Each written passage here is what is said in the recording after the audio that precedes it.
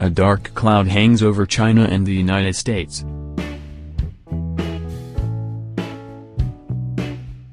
America has announced successive protectionist tariffs pursuant to its domestic laws, forcing China to take countermeasures.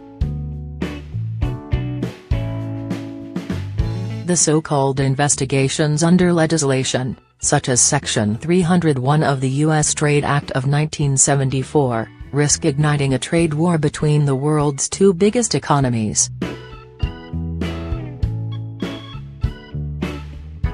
But a trade war, which would be unpopular, damaging and anachronistic, should and can be avoided. There would be no winner in a trade war. If the Trump administration, by announcing unilateral protectionist measures, believes there could be, it must be suffering the damaging aftereffects of the years in which it had a hegemonic mindset. It must also be suffering from historical amnesia. For the most recent safeguard tariffs, on steel by the Bush administration and on tires from China by the Obama administration, all backfired. They did more harm than good to the U.S. Likewise, the previous 125 unilateral investigations carried out by the U.S. under Section 301 caused damage to many other countries, including the UK, Germany and France. Should a trade war erupt, the multilateral trade system would bear the costs, and the global economy, which is yet to fully recover from the last crisis, would be at risk again. The global trade arrangements, including the General Agreement on Tariffs and Trade of 1947, and the World Trade Organization, established in 1995, were built on international consensus, after the bitter lessons of the 1930s Great Depression and the Second World War. These rules have contributed hugely to global trade and economic growth. All countries, including the U.S., must cherish and safeguard those achievements. To uphold the rules-based international trade regime as well as to safeguard its own legitimate rights and interests, China has taken countermeasures. The total value of our additional tariffs, first $3 billion, £2 billion, and then $50 billion, £35 billion, is commensurate in scale with the measures taken by the U.S. In terms of what is affected, China's measures cover 234 U.S. products, far fewer than the over 1,300 Chinese products on the U.S. proposed tariff list.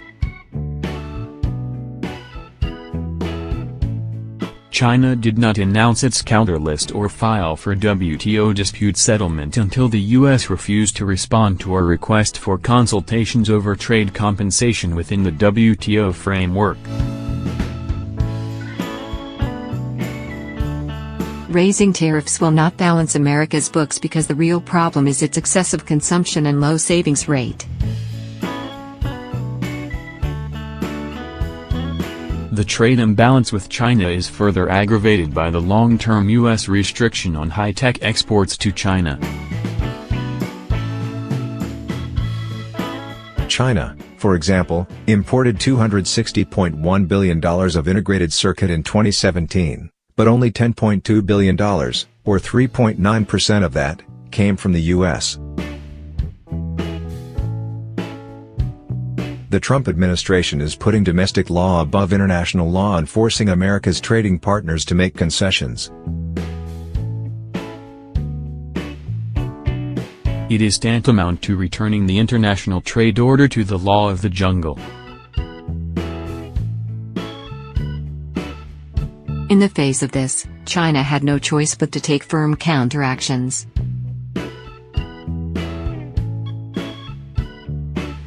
China has not, however, closed the door to negotiations and consultations.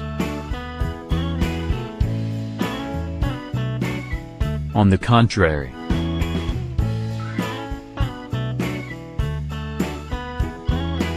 we will continue to deepen reform and open up on all fronts with a view to building closer trade and economic partnerships with the world.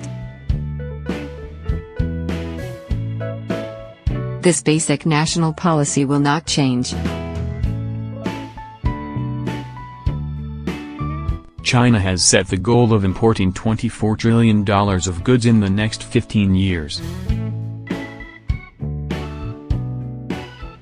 To begin with, the first International Import Expo will be held in Shanghai in November. This will be China's invitation to the world to share the opportunities offered by its fast development and huge market. It is China's consistent position to address trade disputes through negotiations and consultations. China stands ready to carry out constructive negotiations with the U.S. on the basis of mutual respect, equality and mutual benefit, as long as the U.S. abandons unilateralism and trade protectionism. Since our accession to the WTO in 2001, there have been numerous trade disputes between China and the U.S.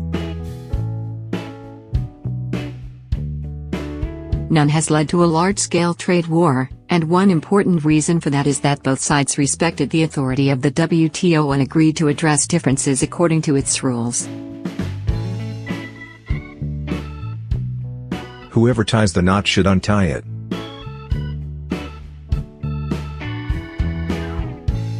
The U.S. should bear in mind the long-term and fundamental interests of both countries, as well as the need for a solid international trade order and sound world economy. The right way for the U.S. to untie the knot is to stop playing the zero-sum game, and return to the table of negotiations and consultations. There is a Chinese adage that says, "A just cause enjoys abundant support, while an unjust one finds little." I note that recently the spokesperson of the EU Commission said that the EU does not support measures contrary to WTO regulations, and this is echoed by an increasing number of people from all sectors around the world, including the US who voice strong opposition to trade protectionism. There is a dark cloud, but as long as the international community joins hands to safeguard the rules of international trade and to firmly oppose protectionism, I believe it can be dispelled.